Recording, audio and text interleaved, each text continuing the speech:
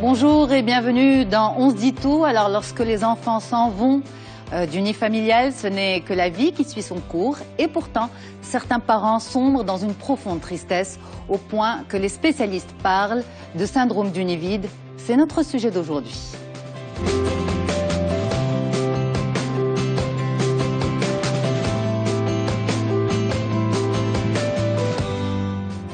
Et pour en parler, je reçois tout de suite Camélia Zakaria, psychologue du couple. Bonjour. Bonjour.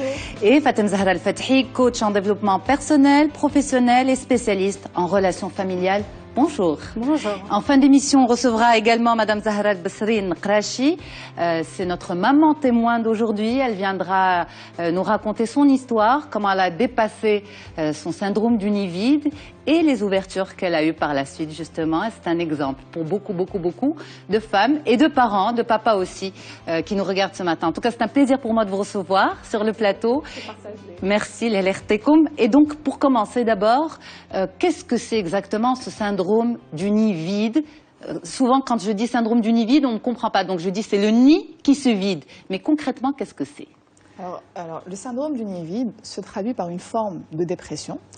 Une forme de dépression que l'on va vivre avec un sentiment d'abandon, mais aussi un sentiment de vide, à l'idée que les enfants quittent le domicile conjugal, à l'idée que les enfants quittent, ou bien lorsque les enfants quittent. Donc ça dépend du timing.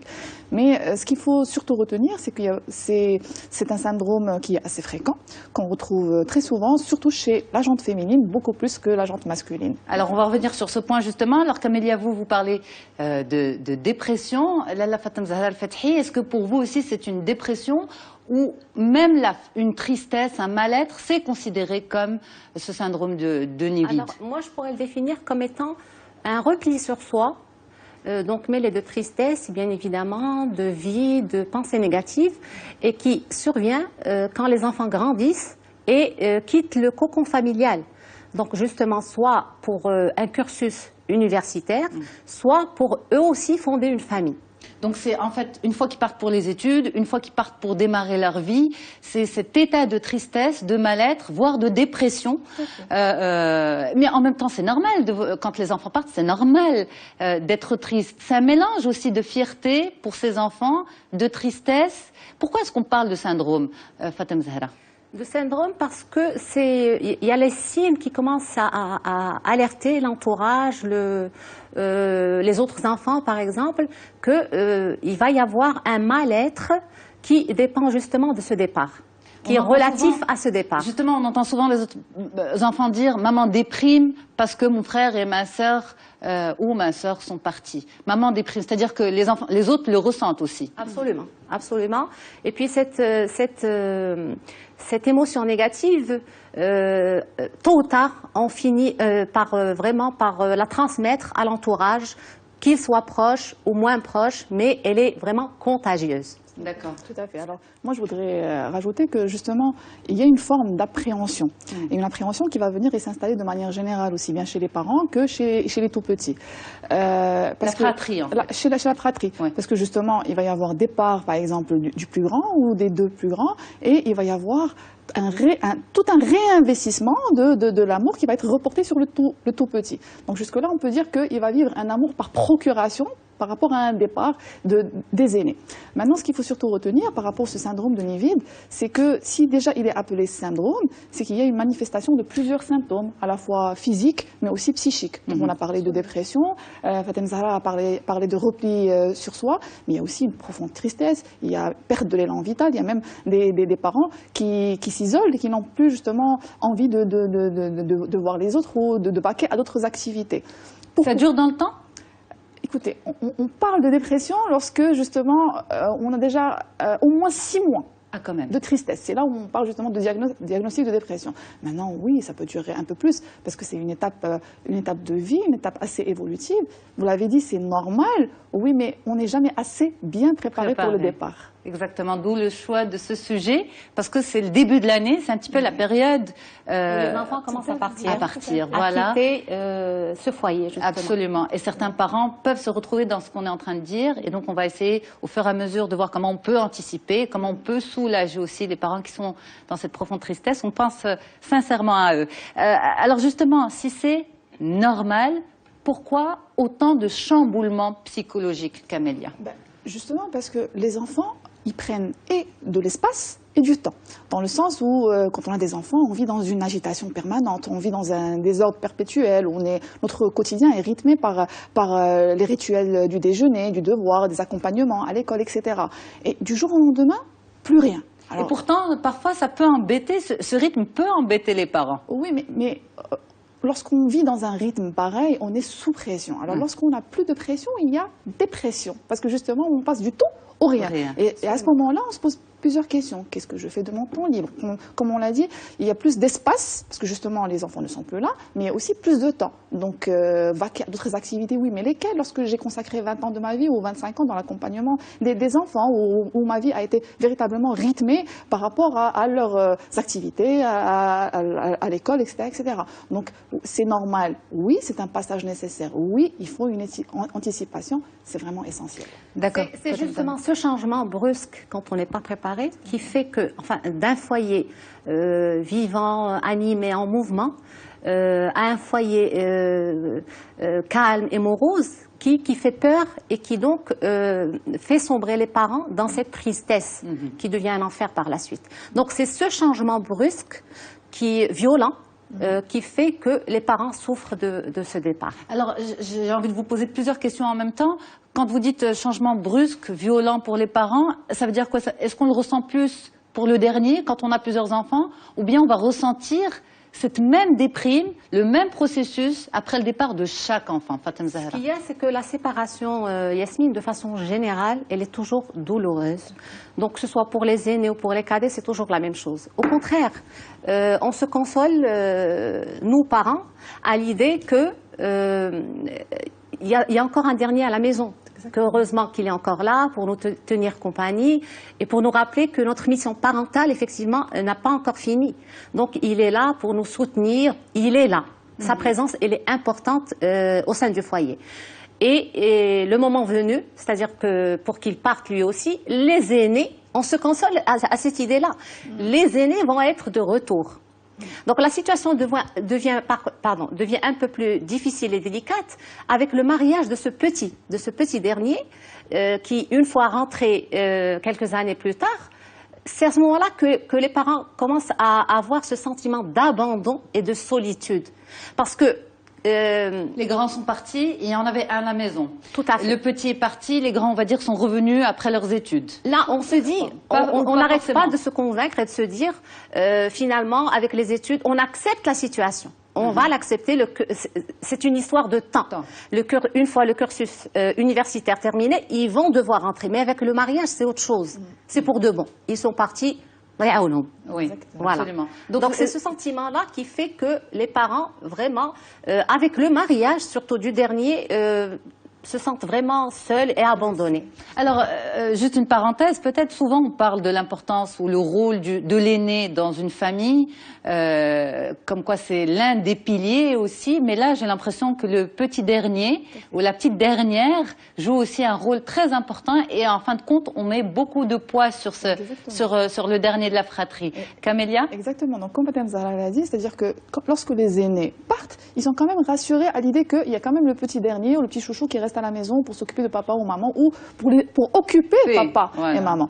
Maintenant, il est clair que le petit est lui aussi dans une position assez inconfortable, dans le sens où il est dépositaire d'une certaine mission qu'il n'a pas forcément demandé, donc de par le fait qu'il soit le dernier de la fratrie. Donc il y a non seulement cela, mais il y a aussi une forme de culpabilité qui peut s'installer dans le sens où les parents m'ont investi particulièrement beaucoup plus que mes frères et sœurs. Donc ça demande aussi un réaménagement des relations. Et cette culpabilité, elle peut empêcher par exemple le dernier de partir carrément? C'est possible? Vous avez vu ça en consultation notamment? Oui, ça peut arriver. C'est-à-dire que le tout dernier se dit je ne peux pas, j'ai pas le droit de laisser mes parents tout seuls, donc je suis obligée de m'investir davantage et de rester avec eux au foyer. C'est conscient ou inconscient?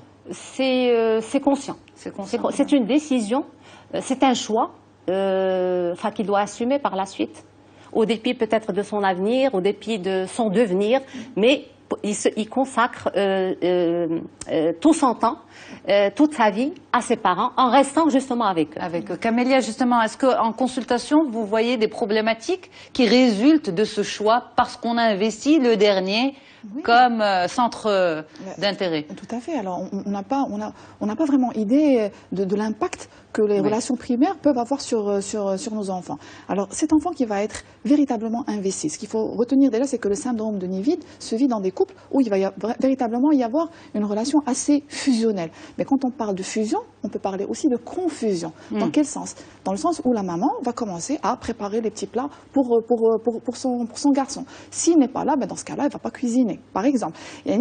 Dans un certain moment, même si le choix de partir est conscient chez le tout petit, mais inconsciemment, il y a des choses qui se jouent dans le sens où il essaiera toujours de chercher des partenaires qui vont ressembler plutôt à maman, qui auront le caractère de maman, qui vont me choyer, s'occuper de moi et aussi m'infantiliser comme maman. C'est-à-dire qu'il peut avoir la trentaine passée, 38 ans, etc., etc. Mais les bons plats de maman ont le plus de mérite, on va dire. Donc le choix peut être conscient, mais dans la réalisation, c'est assez compliqué. Alors, justement, cette problématique du nid vide, ce syndrome du nid vide, est-ce qu'il est plus vécu par la maman que le papa? Camélia disait tout à l'heure, c'est plus les mamans qui le vivent. Fatem Zahra Al-Fethi, vous êtes d'accord? Moi, je dirais que les hommes et les femmes, nous sommes égaux quant aux émotions. Donc, ce qu'il y a, c'est que chacun des deux parents, après le départ, avec la séparation de l'enfant, aura un comportement différent de l'autre. Selon, bien sûr, le degré d'attachement à la famille, selon ses croyances, selon son éducation à lui ou à elle, selon son modèle éducatif, selon sa perception des choses. Donc, le comportement sera différent. Parce que là, on peut trouver vraiment des papas qui vont souffrir de cette séparation beaucoup plus que les mamans. Pourquoi? Par exemple, parce qu'on a appris aux mamans que pleurer, c'était signe de faiblesse, ou qu'il ne fallait pas dévoiler ses sentiments aux autres. On a appris au papa, vous voulez dire? Non, à la maman, je veux dire. À la maman, d'accord. C'est-à-dire qu'on voit et on rencontre des mamans plus fortes face à la situation que les papas. Des papas gâteaux, disons. Ils vont pleurer, ils vont être dans tous leurs états parce que le petit est parti ou l'aîné est parti. Et la maman va se comporter d'une manière plus forte, plus solide face à la situation et face à la séparation.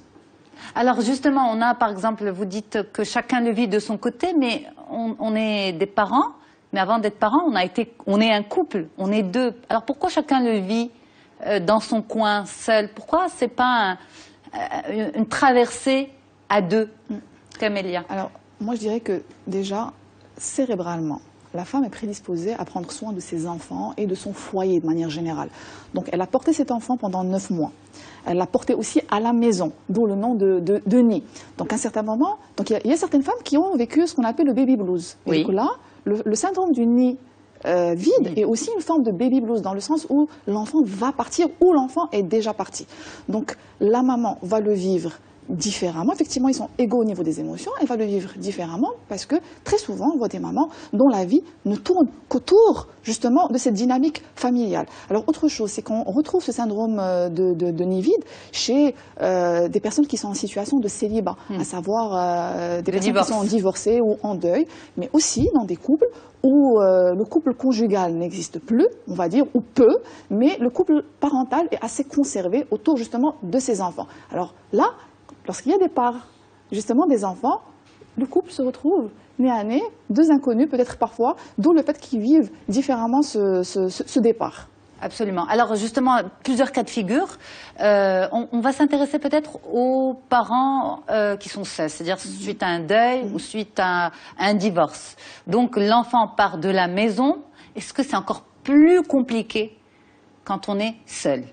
Vraiment, en tant que maman ou en tant que papa? Fatem Zahra. Oui, ça va être plus difficile quand on est seul. C'est-à-dire que le ressenti est toujours le même, qu'on soit seul ou à deux, d'accord? Mais quand on est seul, c'est pas plus facile à deux. Je me dis c'est plus facile à deux parce qu'on est deux, on peut. Oui, mais on peut être deux, c'est-à-dire chacun de son côté, chacun va exprimer, va se comporter avec cette douleur intense qui le ronge de l'intérieur, tout seul justement, pour ne pas partager. Peut-être que je me dis, pourquoi partager ma douleur avec l'autre? Peut-être qu'on n'a pas le même degré de douleur. Peut-être qu'il ne va pas me comprendre. Absolument. Donc, seul, oui, ça peut être plus difficile quand la maman ou le papa sont divorcés et que l'enfant qui vivait avec l'un des parents est parti. Alors, sans aucun jugement de valeur, bien sûr, ces mamans qui font le choix de ne pas travailler pour s'investir dans l'éducation de leurs enfants. Est-ce que, on va dire, c'est un coup encore plus dur pour elles, Camélia, Zakaria? On va dire oui et non, mais beaucoup plus oui, dans le sens où ça va dépendre encore une fois de la relation qu'elles entretiennent avec leur enfant. Donc elle peut s'arrêter de travailler, mais pas forcément avoir une relation fusionnelle avec cet enfant-là. Donc là où le bas blesse, on va dire, c'est lorsque justement il y a une relation fusionnelle avec cet enfant. Lorsque cet enfant part, je perds aussi mon identité et je me sens justement seule et abandonnée. D'où toutes les préconisations qui vont venir par la suite pour aider justement ces mamans qui se retrouvent seules physiquement, mais aussi psychologiquement, du moment qu'il n'y a personne justement pour les soutenir et les accompagner dans cet état qui est évolutif. C'est un état normal et nécessaire. Fatem Zahra? Oui, je suis tout à fait d'accord. C'est comme ça que ça se passe. Le processus est dur et terrible. C'est-à-dire comment dépasser et surmonter cette douleur tout seul, c'est pas évident. Ne serait-ce que, comment dire, c'est-à-dire que même si je ne veux pas ou je n'ai pas envie de partager ce ressenti avec l'autre, mais sa présence physique m'est importante à la maison. C'est-à-dire le fait de savoir qu'il est là, ou qu'elle est là, peut me soulager quelque part. Alors, le départ d'un enfant de la maison, c'est le changement d'une vie, c'est le changement d'une dynamique qui est déjà installée. Est-ce que le processus, pour que ce syndrome soit dépassé, c'est un processus de deuil? Est-ce qu'il faut laisser le temps au temps ou il faut se faire violence? Camélia, Zakaria. Alors, moi je dirais déjà, c'est un mal pour un bien. Pourquoi? Ça donne justement l'occasion pour ces mamans-là, ou ces papas aussi qui peuvent souffrir du syndrome du nid vide, de se recentrer sur soi après autant d'années, de peut-être investir d'autres formes de relations. Mais entre-temps, oui. C'est-à-dire entre le moment où les enfants partent et qu'on se dit, bon, il faut arriver à l'acceptation de la situation, il y a un délai. Il y a un gap. Il y a absolument. Exactement. Alors, comment on le passe? Est-ce qu'il faut se laisser vivre sa tristesse, parce que c'est humain, c'est légitime, ou il faut se faire violence et se dire non, il faut que je dépasse au plus vite tout ça? Non, au contraire. Au contraire, il faut vivre sa tristesse, dans le sens où il faut s'autoriser à être triste et à se dire c'est un passage nécessaire, c'est un changement de vie, c'est tout un réaménagement qui va s'installer. Donc pourquoi justement venir et museler ses émotions alors qu'effectivement je vais mal? Non, au contraire. Donc s'autoriser à pleurer si nécessaire, s'autoriser à en parler et surtout s'autoriser à dire à son enfant tu me manques ou tu vas me manquer, mais justement notre relation ne s'arrête pas là. Notre relation va juste prendre une autre forme mais ne s'arrête pas là. Mais comme vous avez dit, s'autoriser à être triste. S'autoriser à être triste, mais en même temps pour vous, Fatem Zahra Al-Fethi, c'est important de partager. De partager, oui, de partager, d'en parler, d'exprimer بالقاعدة, c'est-à-dire sans excès, sans tomber vraiment dans la colère et tout ça, gérer son émotion, cette tristesse qui va passer, lui laisser le temps. C'est-à-dire que ça prendra le temps que ça prendra, ça peut être des jours, des mois, peu importe. Il faut se dire juste que cette douleur, cette tristesse va disparaître, va se dissiper. Donc, lui laisser le temps et relativiser. Relativiser en se disant que ce n'est pas la fin du monde, que ce n'est pas une fatalité, que mon enfant qui est parti va revenir. Alors justement, permettez-moi de vous interrompre, quand on dit mon enfant qui est parti va revenir, mais quand il revient, est-ce que c'est le même enfant qui est parti et qui revient? Est-ce que ça ne change pas le rapport avec son enfant? Parce qu'on devient des parents d'adultes et plus d'enfants. Justement. Justement, c'est l'erreur qu'on commet, c'est-à-dire déjà à l'idée de se dire que mon enfant est parti, il va revenir, la relation va changer. Non, c'est pas ça. Il faut se rappeler que justement cette séparation, cette coupure, cette rupture de cordon qu'on refuse de couper, donc va permettre à la relation de se développer différemment et en mieux. Donc il faut se dire, il faut vraiment se convaincre que son départ va être bénéfique et pour l'enfant et pour moi-même, en tant que parent. Parce que ce qui se passe, c'est que, on va dire, quand les enfants rentrent, par exemple, en vacances, rentrent à la maison en vacances, ils ont un programme, ils ont un mode de vie, ils ont une forme d'autonomie pendant une bonne période. Et quand ils reviennent à la maison, on a envie de reprendre le même rythme. Petit déjeuner, déjeuner en famille, dîner en famille, entrée à telle heure, sortie à telle heure, et ça crée des problèmes.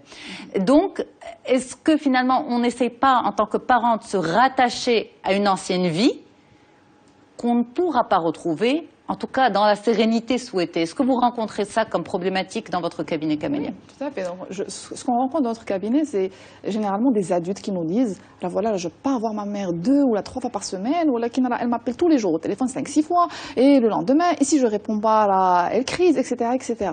Donc oui, on aura toujours des parents, justement, qui peinent à couper le cordon ombilical. Mais encore une fois adulte, ce cordon se coupe à 2. C'est-à-dire l'enfant devenu maintenant adulte, mais aussi des parents. C'est-à-dire que chaque problématique ou chaque problème... Donc, à 3 en fait. Parce que les parents, c'est pas une entité, oui, c'est 2 personnes derrière. Tout à fait, tout à fait. Donc il faut qu'ils soient capables tous les 2, père et mère, de couper le cordon en même temps. Exactement, et aussi que cet enfant devenu adulte n'accepte plus d'être infantilisé. C'est-à-dire qu'à un certain moment, la relation devient symétrique. D'adulte à adulte, elle n'est plus asymétrique, où je suis l'enfant et eux les parents. Là, c'est une nouvelle forme de relation qui vient s'établir et se mettre en place, où les rôles sont pratiquement, on va dire, se ressemblent du moment où moi aussi j'ai fondé une famille, où je me suis mariée, etc., etc. Donc, c'est une nouvelle forme de relation qui va s'installer.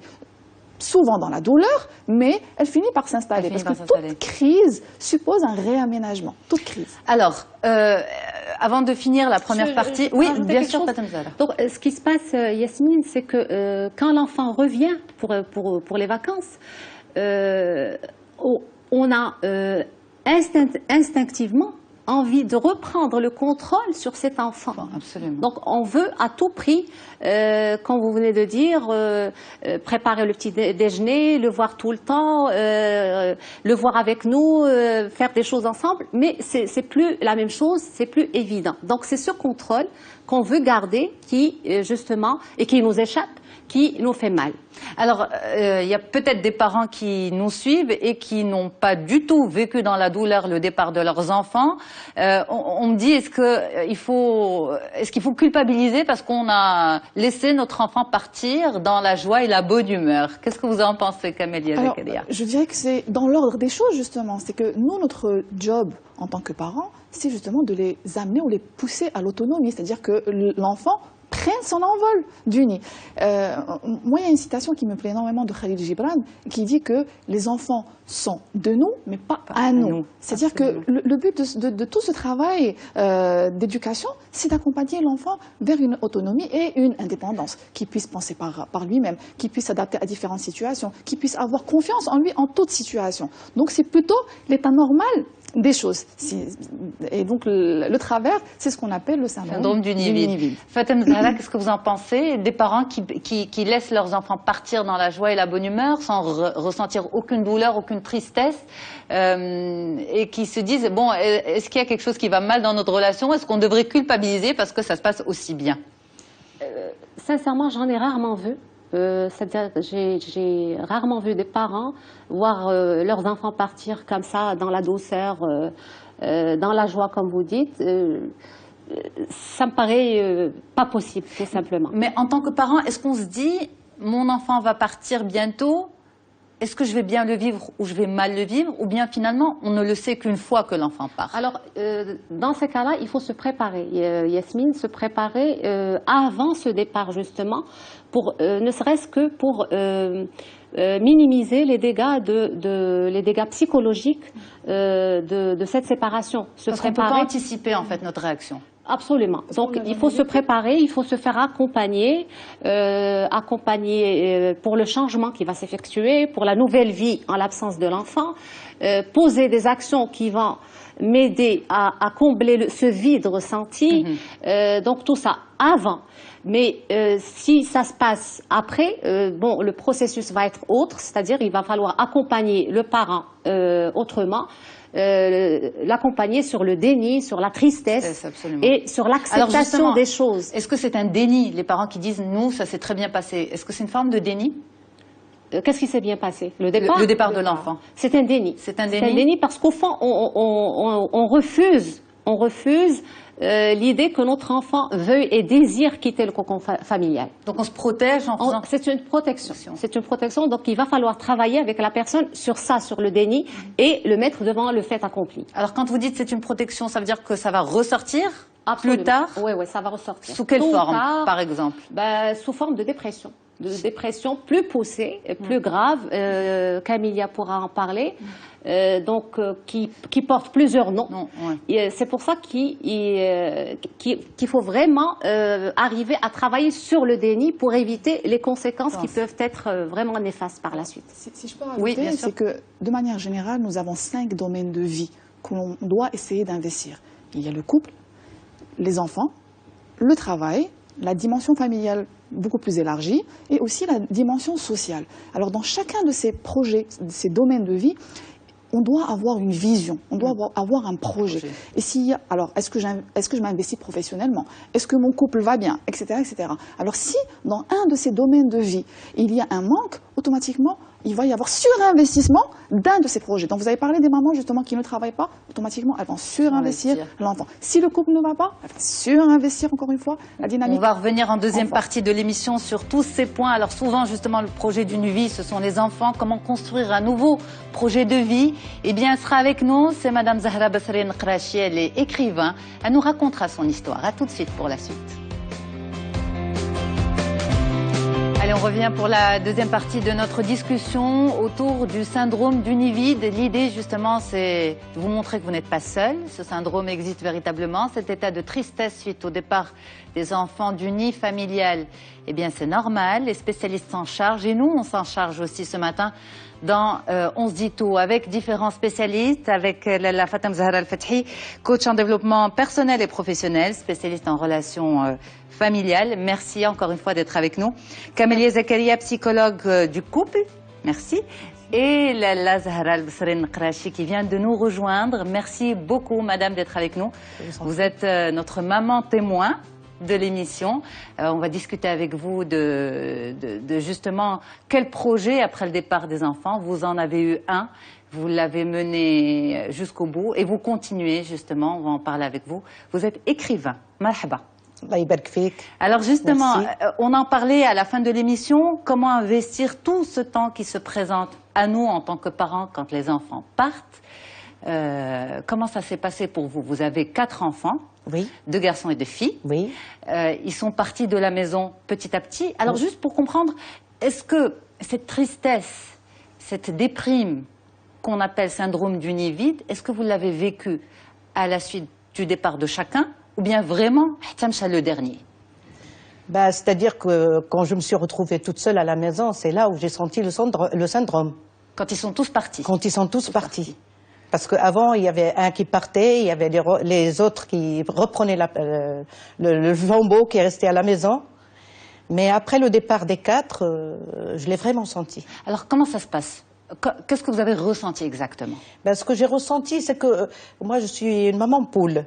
Et j'ai toujours envie que mes enfants soient autour de moi. Et là, quand ils sont partis, c'était l'ennui, je m'occupais des problèmes de chacun, je m'occupais de la joie de chacun.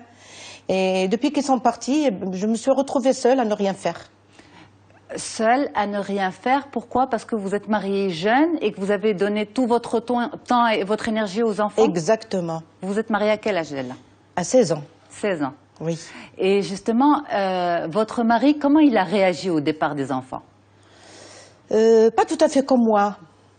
C'est-à-dire? Pour lui, c'était tout à fait normal qu'une fille se marie ou qu'un garçon aille travailler ailleurs. Pour lui, c'était tout à fait normal.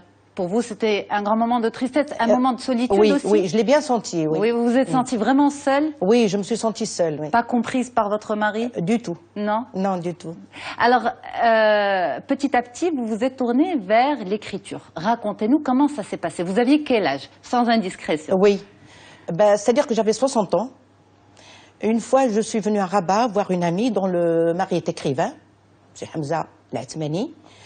Et tout d'un coup, elle me dit, Khalti Zahra, tu devrais écrire. Je lui ai dit, écrire quoi? Elle m'a dit, tu devrais écrire, c'est-à-dire ta vie, quoi. Je dis, je ne suis pas Matahari.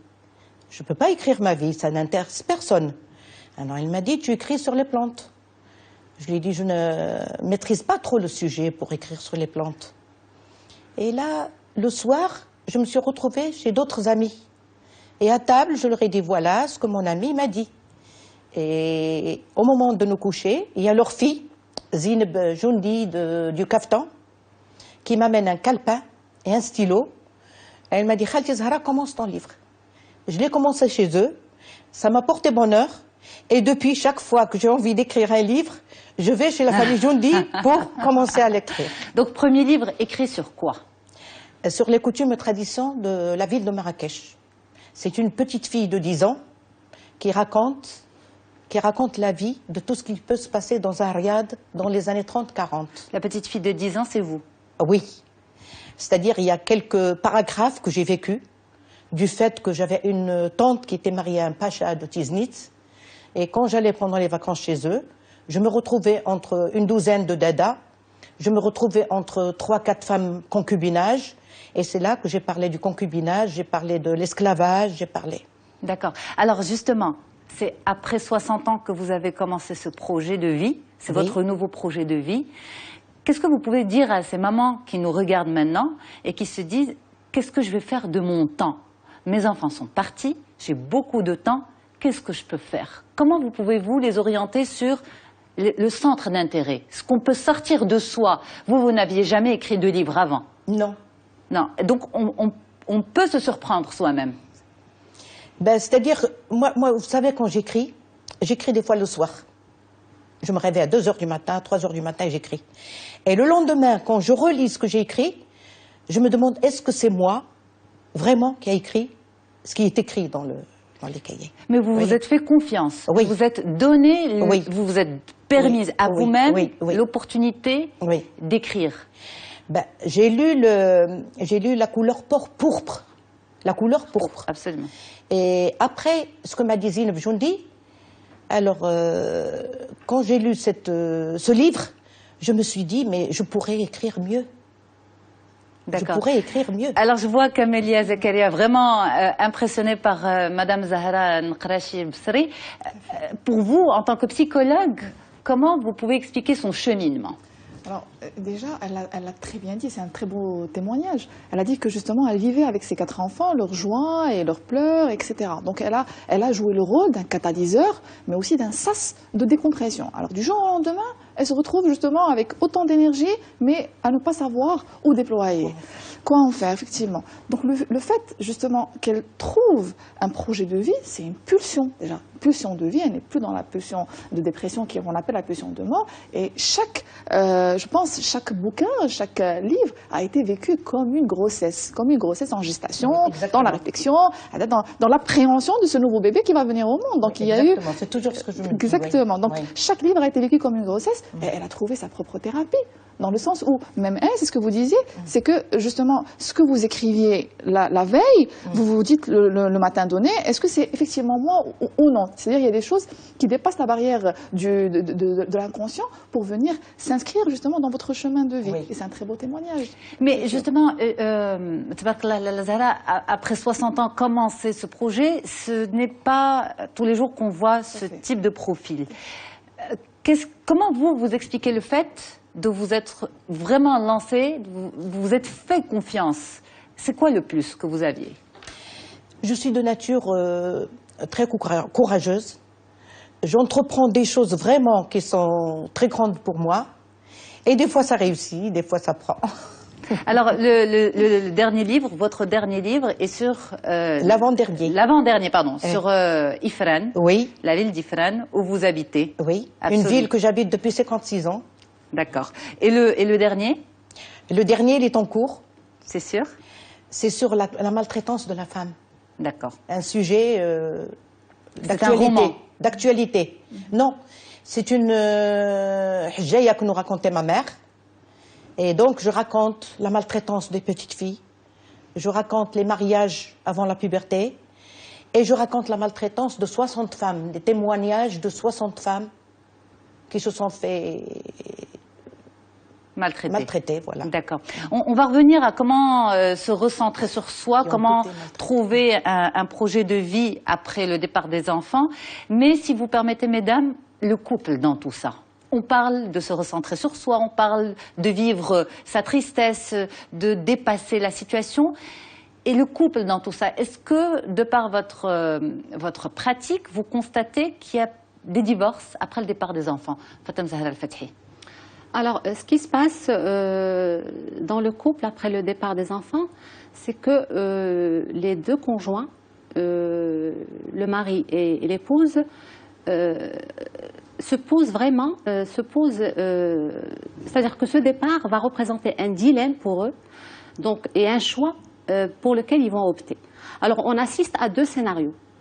Le premier, c'est soit ils vont mettre toute leur intelligence émotionnelle pour justement consolider leur couple, renforcer la relation, s'aimer davantage, se rapprocher l'un de l'autre, se reconnecter l'un à l'autre, pardon, soit ils vont profiter de ce départ et de ce vide et assister au déchirement de la relation. Pour seule cause que bon, les enfants ont grandi, qu'ils sont partis, qu'il n'y a plus de sens à la vie, que la vie n'a plus raison d'être, que c'est plus la peine de rester ensemble, que c'est plus important, qu'il est impossible de vivre à deux. Mais qu'est-ce qui s'est passé? On a désinvesti son couple au point de se dire que tout ce qui nous relie, c'est les enfants? Justement, ce qu'il faut faire, c'est qu'après le départ des enfants, revisiter ces domaines de vie dont a parlé Camilla tout à l'heure et investir davantage dans le domaine du couple. Bon, c'est pas grave, ça va créer à coup sûr un déséquilibre quant aux autres domaines, mais c'est pas grave. C'est nécessaire. Oui, c'est nécessaire. Mon couple et le bien-être de mon couple sont une priorité. Mais il faut le vouloir aussi. Oui, oui, c'est un choix. C'est un choix. Il faut le vouloir. Comme j'ai dit, c'est un choix auquel il faut vraiment s'attacher et pour lequel il faut opter. Si vraiment j'ai envie et mon époux a envie de rester ensemble, qu'on reste ensemble. Alors, Camilla Zakaria, justement, pour parler de ces domaines de vie, les 5, donc les enfants, la famille, je vous laisse rappeler. Alors, le couple, les enfants, le travail, la dimension familiale et aussi la dimension sociale, amis, activités, etc., etc. Donc comme on a dit avant, s'il y a un de ces domaines où on n'a pas vraiment de projet ni de vision, il va y avoir un autre domaine qui va être totalement investi. Ça peut être celui du travail. Très souvent, on a des personnes qui sont carriéristes, aux dépens justement de leur vie affective. Ou ça peut être les enfants, etc. etc. Par rapport au couple, ce qu'on remarque, c'est que très souvent, le couple conjugal est mis en veille au profit justement du couple parental. Une fois. Mais ça, on s'en rend compte quand même. Oui, oui. Quand on est en train de le mettre en veille, exactement. On s'en rend compte. Mais oui, mais justement, et l'enfant, justement, est considéré comme le ciment du couple. Très souvent, on entend des parents dire « moi, si je reste, c'est pour l'enfant ou à cause de l'enfant ». Donc, c'est une petite parenthèse qu'on va ouvrir pour dire que les enfants n'ont jamais rien demandé. C'est-à-dire que les enfants, ils vont être très contents si papa est heureux et si maman est heureuse, au lieu de vivre dans une ambiance qui est complètement toxique. Mais on n'encourage pas non plus le divorce, bien sûr. On n'encourage pas non plus. Mais justement, c'est trouver d'autres sources de motivation pour rester en couple, pas forcément, et pas uniquement l'enfant. Donc, le départ des enfants permet justement de retravailler le couple, de repenser, encore une fois, le couple et se dire, voilà, donc on a fait un bout de chemin ensemble, peut-être qu'on peut opter pour une nouvelle, ou un nouveau type de relation.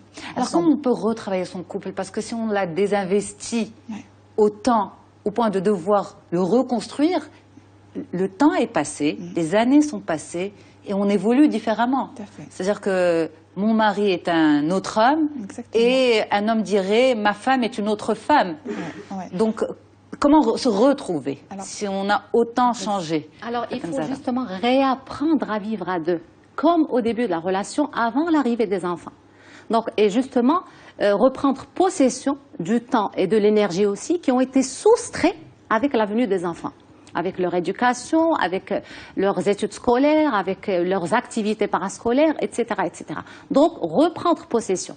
Ce qu'il faut savoir, c'est que chacun des deux parents attendra des plus de l'autre. Plus d'attention, plus d'amour, plus d'affection, plus de temps et plus de présence plus de présence. Donc c'est important pour que les deux arrivent à continuer le chemin ensemble. Donc il faut vraiment que ce soit un projet à deux. À deux, il faut s'asseoir et en parler. Parce que ce qui se passe aussi, c'est qu'on a des femmes qui nous disent « Les enfants sont partis de la maison, je me retrouve seule. Mon mari travaille très tard, il rentre relativement tard, on ne se retrouve pas, je passe mon temps toute seule. » Et donc là, elle essaye d'investir d'autres domaines au lieu d'avoir l'échange, la discussion nécessaire, le sas nécessaire avec son époux. Est-ce que parler, communiquer, comme les spécialistes le disent, est-ce que c'est important? Mais bien sûr, c'est-à-dire dans le sens où... On fait une réunion de travail pour avancer, oui, en fait. Ben déjà, la parole, elle va être libératrice, dans le sens où elle est véritablement cathartique. Fatem Zahra a parlé d'intelligence émotionnelle. Effectivement, prendre rendez-vous avec son conjoint et se dire, bah, écoute, les enfants sont partis. Qu'est-ce qu'on fait? Qu'est-ce qu'on fait maintenant? Est-ce qu'on va se redécouvrir? Est-ce que tu veux qu'on voyage? Je sais que c'est à peu près aux antipodes de ce qui se vit ici au Maroc, contrairement à ce qui se fait à l'étranger. Donc effectivement, ici, avoir un chemin de vie après le départ des enfants doit nécessairement se penser et se repenser à deux. Aussi pour se poser les bonnes questions et se dire, ben, maintenant qu'ils sont partis, qu'est-ce qu'on fait? Tu as évolué différemment, j'ai évolué différemment, mais il ne faut pas oublier que justement, il y a encore des points d'ancrage. Les enfants, certes, mais il y a d'autres choses justement qui font que ce mari est resté autant d'années ou cette femme aussi est restée autant d'années. Mais est-ce qu'on peut y arriver seul? Parce que, bon, quand vous le dites comme ça a l'air simple, mais derrière se cachent en fait des profils, des personnalités, des gens qui sont capables de parler, d'autres qui ne sont pas capables d'extérioriser leurs émotions, de les verbaliser, de mettre des mots sur ce qu'ils ressentent. Alors, à quel moment faut-il se faire aider? Est-ce que tous les parents, à un moment de leur carrière de couple, entre guillemets, doivent se faire aider? Nécessairement non, mais dans le sens où si ça a marché pour d'autres, pourquoi pas un moi? Si d'autres couples ont justement réussi le départ des enfants, pourquoi pas mon couple aussi? Maintenant, dans certaines configurations, effectivement, se faire aider peut être salvateur. Quand justement on remarque qu'il y a de plus en plus de ce qu'on appelle nous des troubles psychosomatiques, dans le sens où on a des femmes qui n'arrivent pas à s'exprimer et automatiquement elles vont, à travers cette parole qu'elles n'arrivent pas à libérer, somatiser, c'est-à-dire avoir des troubles au niveau corporel. Développer des maladies. Exactement, on peut retrouver des migraines, des hypertensions artérielles, et on a fait le tour d'un point de vue organique, on ne trouve rien. Justement, il y a beaucoup de médecins qui disent, bah, écoutez madame, c'est beaucoup plus somatique, ça peut être une attaque de panique, il faut aller consulter. Je le dis, je le répète, la parole est et sera toujours libératrice. Avoir un moment d'échange. Pour les personnes qui ne savent pas échanger, comme Fatem Zahra a dit, on peut réapprendre à échanger, réapprendre à communiquer et réapprendre à connaître l'autre. Alors justement, Fatem Zahra Al-Fathi, réapprendre, est-ce que c'est un cheminement simple?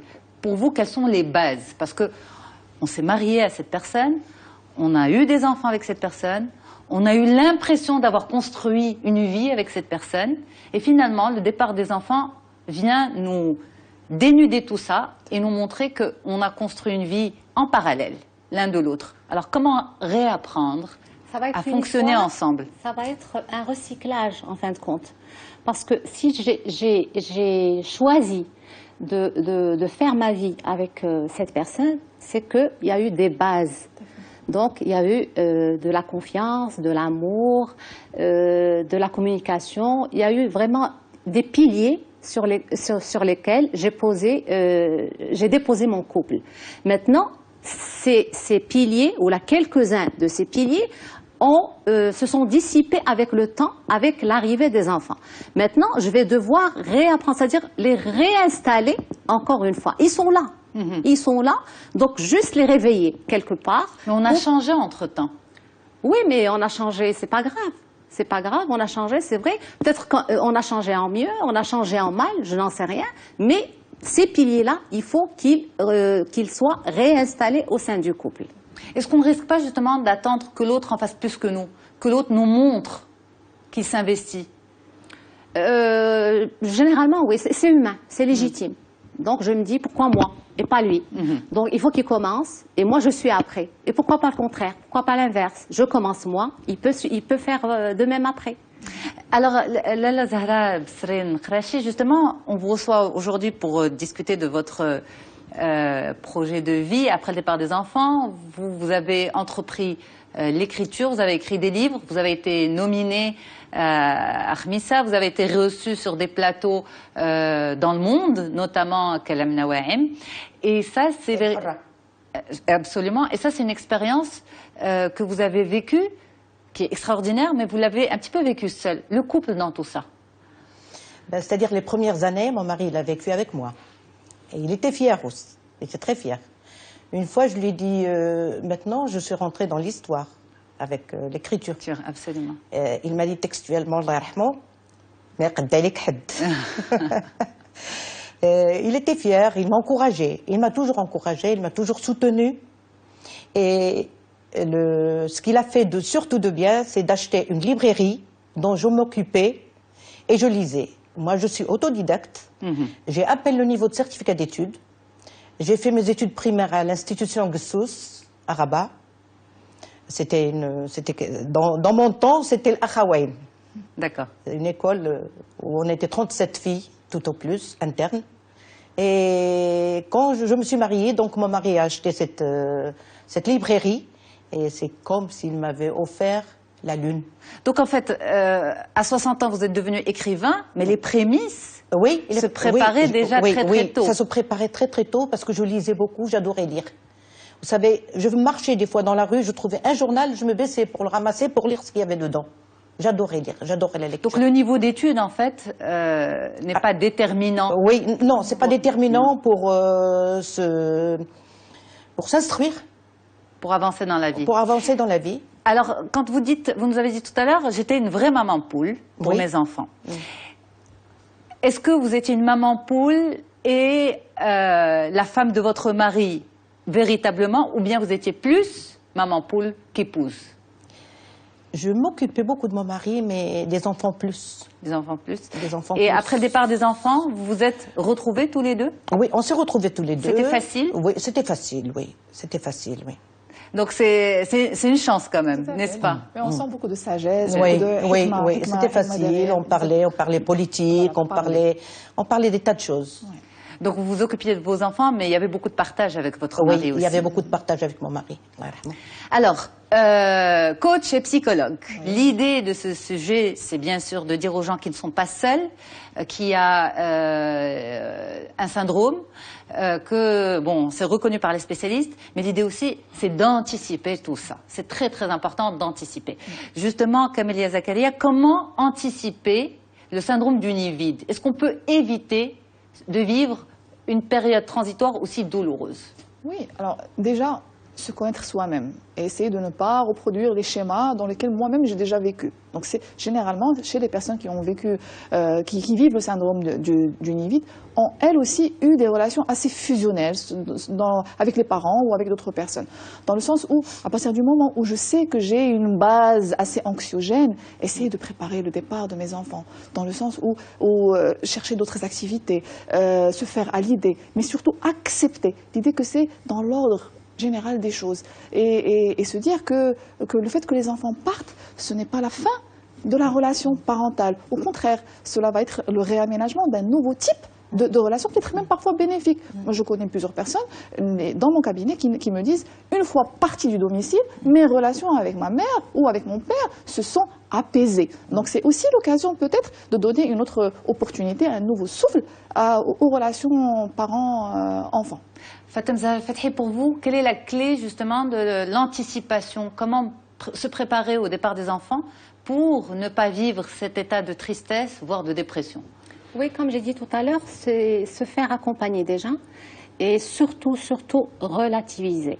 C'est-à-dire, il ne faut pas dramatiser les choses, il ne faut pas dire que c'est la fin du monde, il faut au contraire se dire que tout le monde passe par là, que ça fait partie de la vie, que les enfants qui sont partis vont revenir, que c'est la loi de la nature, je dirais.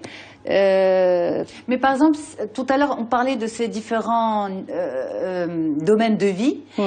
Est-ce qu'on peut faire l'anticipation à travers l'investissement dans ces domaines de vie? Au lieu de tout donner à ses enfants, même si on est une femme active, par exemple, même si on est un papa très occupé, mais l'autre domaine de vie, c'est les enfants, et que les enfants. Est-ce qu'il ne faut pas faire un partage équilibré? Oui, déjà, c'est-à-dire que déjà au départ, il faut que mes domaines de vie, mes 5 domaines de vie soient équilibrés. Donc, pour qu'il n'y ait pas un déséquilibre qui va affecter l'un des autres domaines. Donc, les 5 domaines de vie doivent être vraiment équitables. Maintenant, j'ai dit tout à l'heure, pardon, pour ce qui est du couple, le domaine du couple, qu'il fallait s'investir davantage après le départ des enfants. C'est bon pour le couple. Et c'est pas grave si les autres, par exemple, le domaine sociétal ou bien le domaine professionnel va être touché, mais c'est pas grave parce que mon couple est une priorité et ça passe avant tout. C'est un pilier. C'est un pilier, absolument. Alors, Camélia Zakaria, quand consulter vraiment? C'est-à-dire, on suit l'émission, on se dit, bon, c'est normal, mes enfants sont partis, je vais me sentir triste, je me sens triste. Mais à partir de quand la sonnette d'alarme? C'est-à-dire, attention, là, il faut véritablement une prise en charge. Alors, quand consulter, quand justement la tristesse véritablement s'installe et devient handicapante. Handicapante dans tous les domaines de vie, dans le sens où je ne travaille pas, ou je ne cherche pas justement à travailler, ou avoir un autre projet justement de vie, lorsque je ne cherche pas à avoir mes amis, je ne cherche pas d'autres activités, lorsque je désinvestis totalement mon couple, et je n'ai de moments de joie que lorsque les enfants reviennent, ou sont là.